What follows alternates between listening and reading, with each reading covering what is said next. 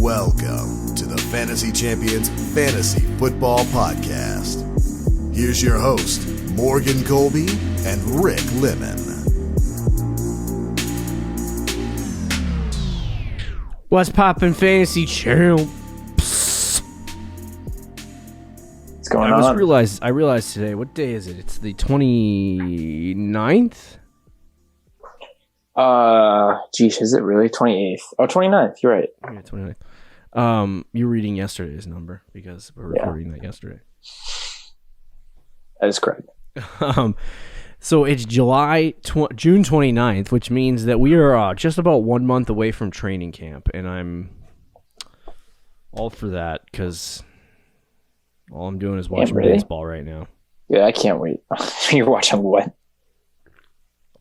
Baseball. Dude, are you not watching the NBA? I got my son's jersey on. I have not watched an NBA basketball game in 2 weeks. Dude, peep out the Sun jersey. Considering. Oh, there you go. Is it authentic? Who's that? Steve Nash? What do you got? Yes, sir. Steve Nash. All right. But, yeah, I haven't watched an NBA game. I've been following it, though. I've been following the series, but. Yeah, me too. I just haven't done anything related to that. Yeah. But anyway, welcome to Fantasy Champions Fantasy Football Podcast. We talk about football on this podcast, not basketball or baseball. You know, you have a Red Sox jersey on. Though I have a Red Sox jersey on. But we're going to talk about tight ends today. What do you think? Is that a good idea or a horrible idea? No, it's a good idea, man. I'm condensing this because there's only two types of tight ends. There's the ones you want, and then there's the ones that you just don't draft.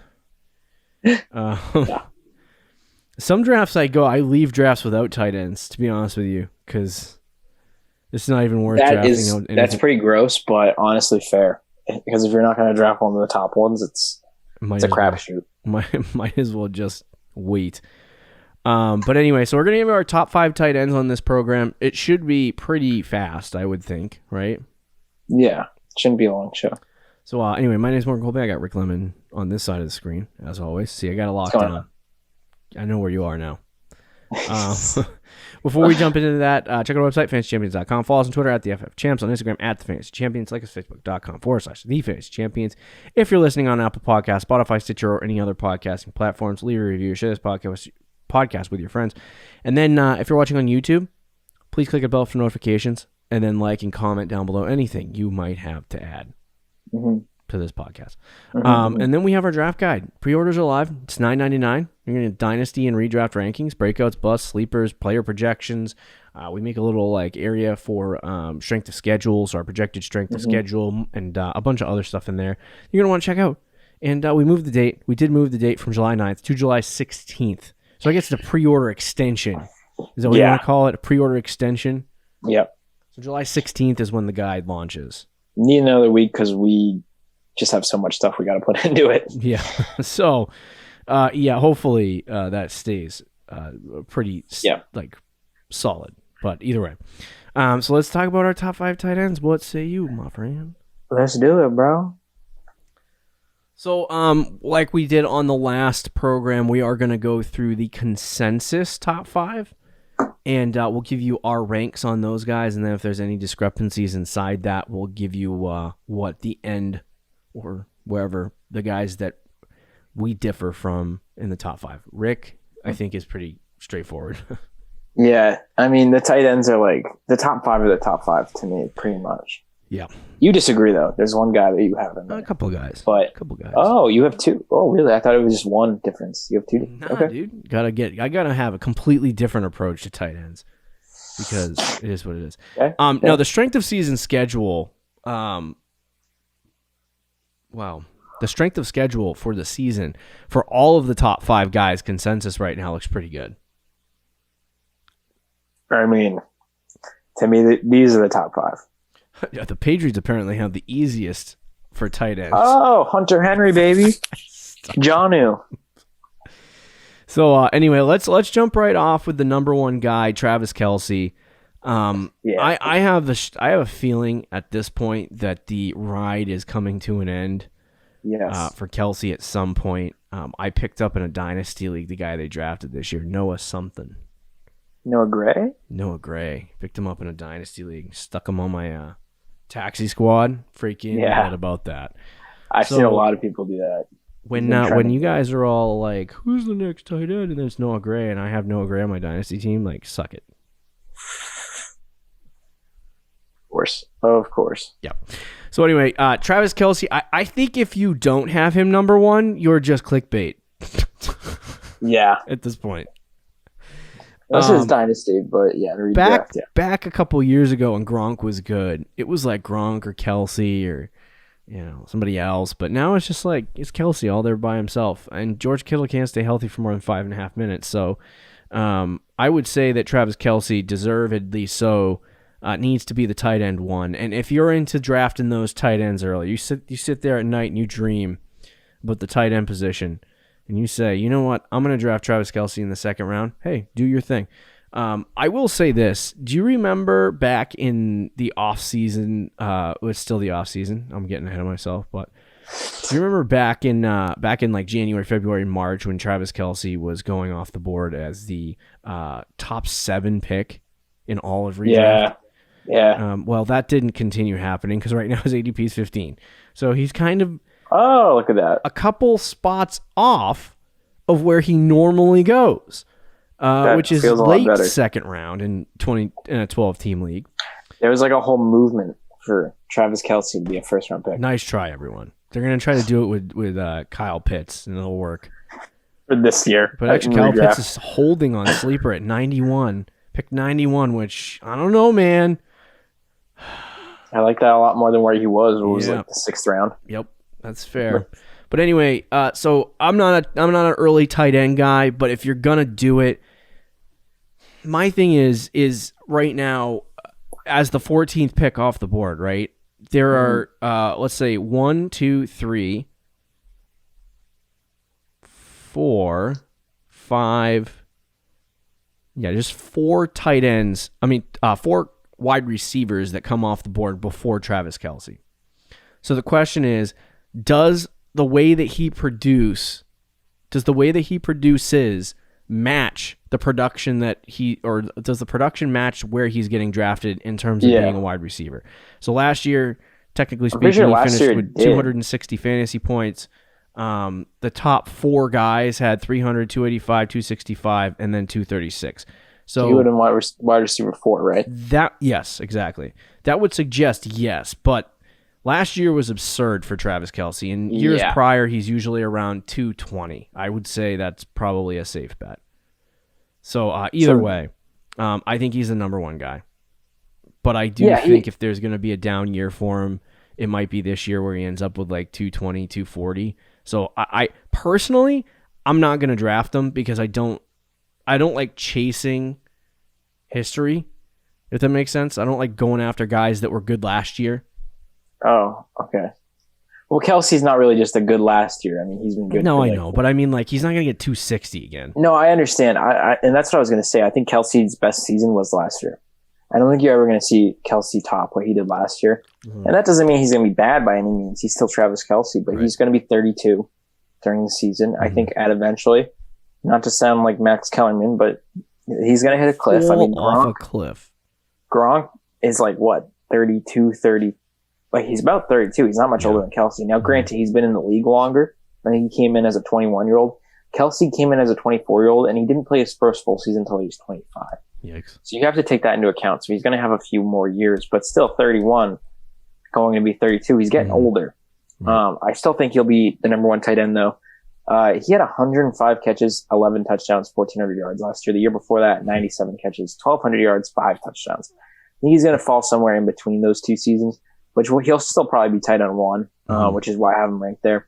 But the people drafting him, expecting him to be the wide receiver 4 again, or the equivalent of that, I think you might want to temper expectations a little bit. And it's why people were like, I want to take him in the first round because you get such a huge advantage at that spot, which I do think you get an advantage with Travis Kelce, but it doesn't outweigh the other positions that you pause.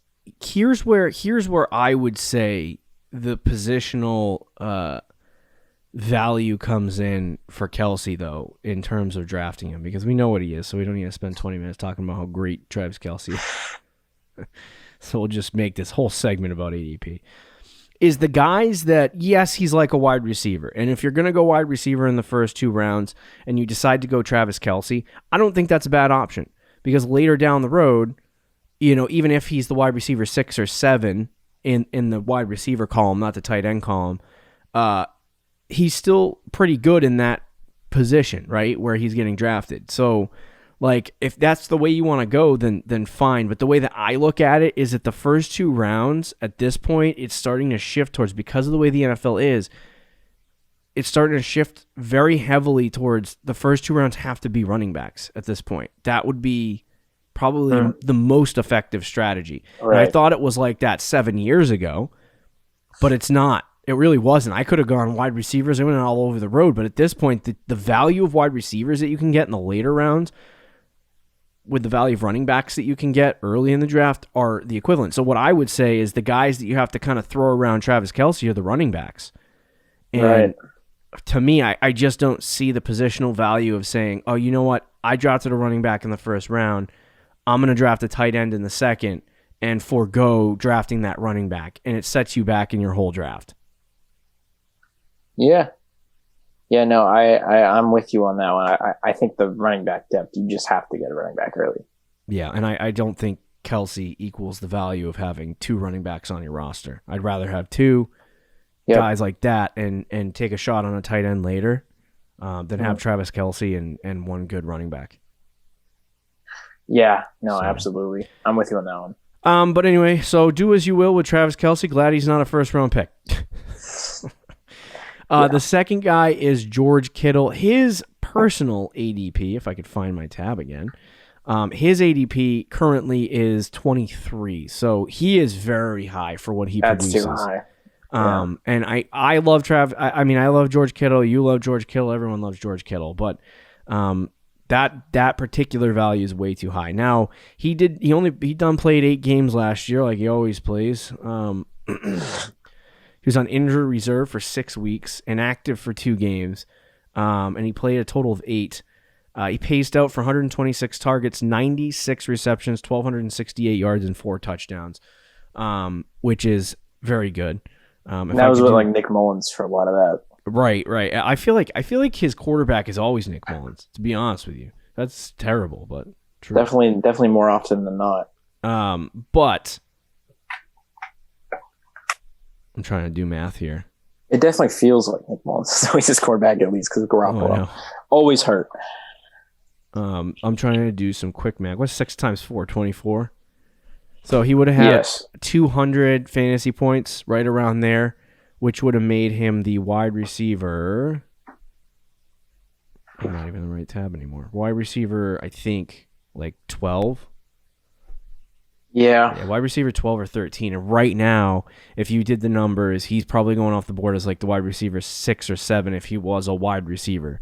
So positional value, once again, does not line up with George Kittle's draft stock. And if you're in a 12-team league, he's going like pick, 22, 23. He's a back end of the second round pick. And that's way too high for me, to be honest with you. I love Kittle. I really do. He's one of my favorite players in the NFL. And I think he still hasn't even reached what I think he's capable of reaching fantasy-wise. Yeah. But yeah, second round to me is just it's way too early for somebody who has never even been tight end 1. Now, how close do you think Kittle is to being number 1, overtaking Kelce? Like, does he have a shot of that this year? The problem is I think his only shot is if Trey Lance comes in and all of a sudden Trey Lance is Patrick Mahomes, which I don't think is happening, right? So I don't really see it for this year, or Kelce takes a big dip. I think those are the only 2 possibilities, which I don't see. So no, to answer your question, it's not close. Yeah, I mean, I think he definitely is like a clear number 2 tight end overall at this point. I don't want to say it's not close because I think both players are very good, but I think Kelce is definitely the definitive top guy. And just to say, obviously, Travis Kelce's the number 1 guy. In the ECR, George Kittle also is number 2, so me and Rick kind of line up, obviously, with both 1 and 2. So, if you're ranking, I feel like also with this guy, I feel like you could rank Hawkinson or Waller ahead of Kittle if you wanted to, just purely based on the fact that he gets hurt as much as he does. Yeah, I mean, definitely Waller. I've seen people have Waller number 2, and I don't blame you for that. Waller's very close for me with him and Kittle. Is Waller and Kittle closer together than Kelsey and Kittle? Yes. Okay. Fair enough. Yeah, I mean, I think that Kittle, like with a full season, would probably blow Waller out of the water. The problem is he's like Melvin Gordon and he misses 4 or 5 games a season. The thing is, yeah, no, that's fair. But like Waller last year, and now granted, he had like 3 insane games at the end of the year, and I think he had one like 40-point game as well. Mm-hmm. So his numbers are a little skewed, but he did have 14 points a game last year, which ended up getting 225. Put him at the tight end 2, and George Kittle's best season, which was in 2018, I believe he only averaged 13.4. So last year Waller had a whole fantasy point higher than Kittle's best season. Wow, in points per game. So Waller had a very good year last year. Yeah. And he's still like the number 1 option on the team. I think we're going to talk about him now, but I kind of already started. I mean, what? Might as well transition. So we have George Kittle too. The number 3 guy on the ECR is Darren Waller, and I think on Fantasy Pros they have these 3 guys in the tier 1. Mm-hmm. I currently have Waller 4 because I hate the Raiders, and I love Waller. But like, if you take out that one game with the 40 points, Darren Waller does not finish, like, if he only gets 10 points that game, for example, he only finishes with like 180, 190 fantasy points, which is still fantastic for a tight end, obviously. But it's like, I feel like he's just automatically getting dropped into the top 3 because he had the 40-point game. Now, can he have those games next year? Maybe. The schedule looks pretty easy too, so maybe. I don't know. Maybe I'm a little too excited about Hawkinson getting 640 targets. But anyway, I have him 4. And we'll talk about Hawk probably a little bit. Is he 4 on the ECR?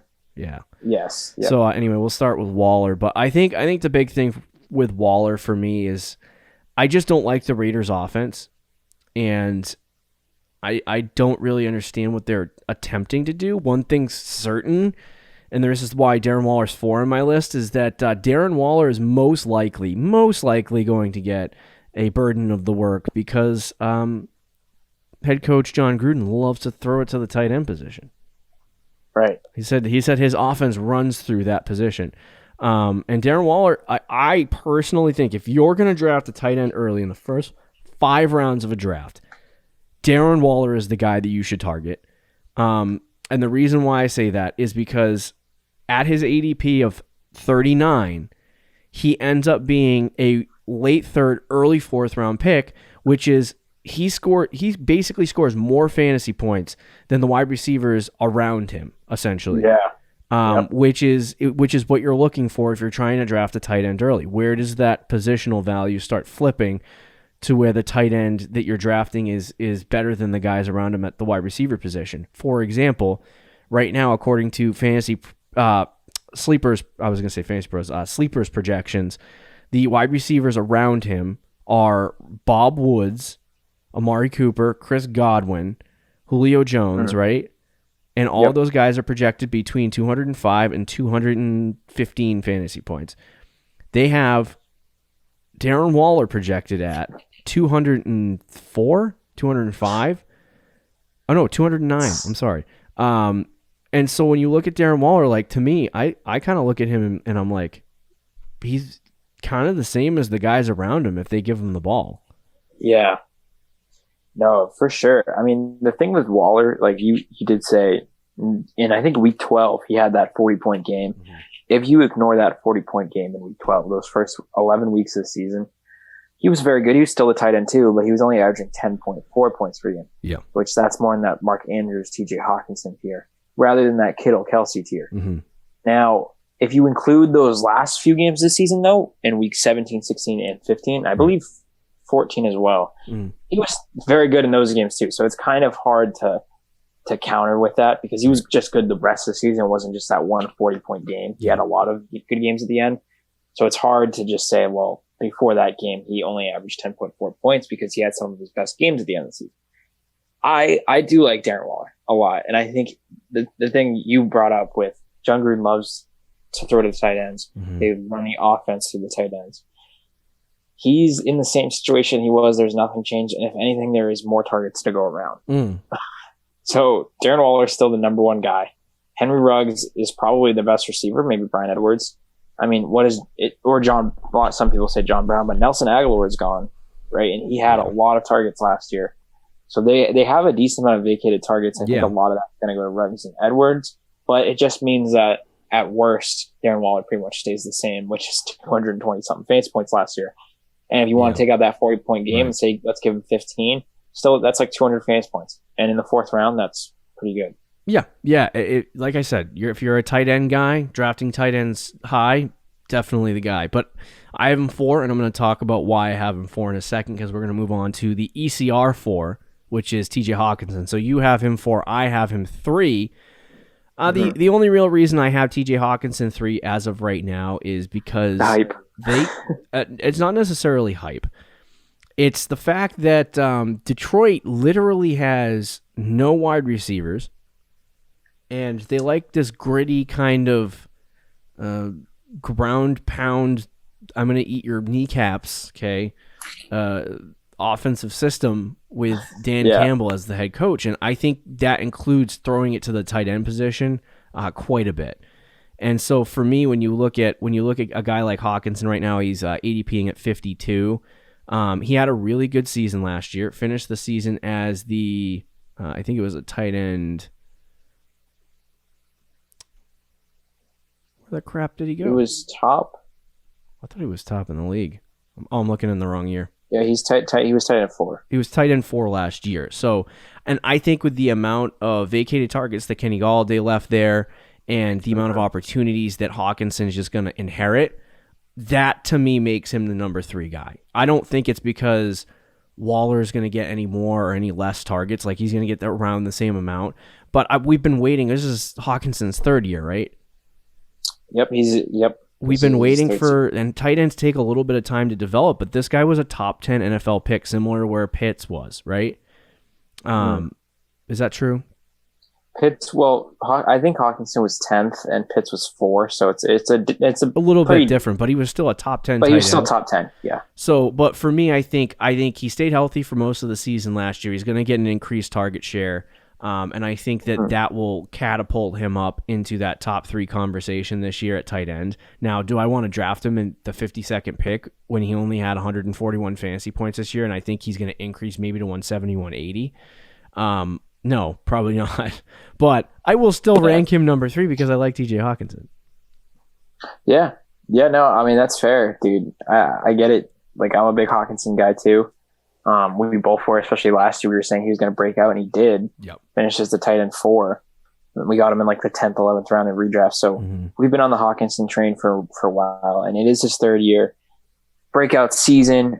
He could be the lead option in that Lions offense as well in the passing game. Right. It's just my thing with that is how many touchdowns is he going to get, and how many times are the Lions really going to throw the ball this year? Those are 2 things that I'm concerned about. I'm in the process of doing my Lions projections, so I think I'll have a clear picture on TJ Hawkinson after that. But I definitely have my concerns with him. But he's a great player. He's their number 1 option in that passing offense at least. And it's his 3rd year. Could be another real breakout season. We talked about the number 5 guy right now. So he's number 5 ECR. I have him 4. You have him 5. And I have him 4. Oh, okay, so you have a different than the ECR. I guess so, yeah. Okay. Do you have any other thoughts on Hawkinson? Because I want to quickly move on to the next No, guy. we can talk about it. All right, so number 4 was actually ECR was Mark Andrews. Now, I have Andrews at this point. I have Mark Andrews number 6, and you would have him 5. Is that correct? Yes. Okay, so not too different. Now, I just want to let you know, my 5th tight end is Dallas Goedert. Yeah, and he's my 6th, so he's right there. Yeah, so we basically just swapped those guys. But the reason why I have Andrews 6 right now is because I don't... He last year, surprisingly, still had the same snap percentage, I believe, as he did the year prior, which is why I was concerned about Mark Andrews, and he still had the success that he had, which is good. But I just don't think that Mark Andrews can get anywhere past top 3 in the tight end position. Mm-hmm. Like, I think he'll be, if he does well, he'll be right around 4 or 5, and if he doesn't do well, he'll be around like 7 or 8. And so I think for me, when you talk about Mark Andrews, like, I'm not excited about drafting him because I don't like drafting tight ends high, and I'm not excited about Baltimore's passing game. Right. And they're trying to add more weapons in the wide receiver core, which I would assume would pull, like with Bateman going there, them trying to get Marquise Hollywood-Brown involved more in that offense. It's going to pull offensive like opportunities away from Mark Andrews, which isn't good for him production-wise. And I just think at some point that low snap percentage that he does have is going to burn him, and that's why I have him 6. Yeah, and that's totally fair. I don't own Mark Andrews in any leagues. And I don't think I will. But I do have him 5. I think them adding Bateman and Sammy Watkins kind of showed that, yes, they're still going to run the ball a lot this year in their run-first team, but they might try to throw the ball a little bit more this year because they're surrounding Lamar with some weapons. So I do think that is a positive, but he's capped with a ceiling, man, in that offense. So is J.K. Dobbins kind of, and even Hollywood Brown to an extent. I think all 3 of those guys are capped in that offense. And Mark Andrews is fine. He's going to get a lot of touchdowns like he usually does. It's just how many catches is he going to get? How many yards is he going to get? It's not going to be a whole lot. I feel like there's a lot of uncertainty surrounding Mark Andrews. Yeah. With what he might be. Like he could, I said, he could be like 7 to 10, or he could be like top 4. If they throw the ball the same amount, but they added Sammy Watkins and Bateman and they get those guys involved, that is going to hurt Mark Andrews. Mm-hmm. I'm basing this on the assumption that they will throw the ball more this year because they added those weapons. But there's a possibility that does not happen. Yep. But last year he finished as the tight end 5 still, and he only played in 14 games. He averaged 10.1 points per game, which would have been, I think, 4th because Kittle had more. Yeah, so that was 4th amongst tight ends. So 4th or 5th. And that's kind of where I see him finishing again. I don't think he's going to be in the top 3. He's not in that tier. But he to me, he's like in that 4, 5, 6 range. So I have Travis Kelce, George Kittle, T.J. Hawkinson, Darren Waller, and Dallas Goedert as my top 5. And Rick has Travis Kelce, George Kittle, Darren Waller, T.J. Hawkinson, and then Mark Andrews as his top 5. Quickly, before I close out the show, I'll hit the outro sequence. I want you to tell me where you have Kyle Pitts. I got him 7, boss. Where do you? You got him 7. I got Kyle Pitts 8, so we're not too far off. Oh, okay. I thought you were going to say like 12. I have him. I have only Mike Gesicki. I have 9. So yeah, Kyle Pitts is 8 for me, and I have Font ahead of him. Dude, moving up in the world. I know, moving up in the world. We got wide receiver rankings on Thursday. Check it out. See you guys later. Thank you for listening to the Fantasy Champions Podcast. Make sure you subscribe on iTunes and YouTube, and follow us on Twitter @TheFFChamps.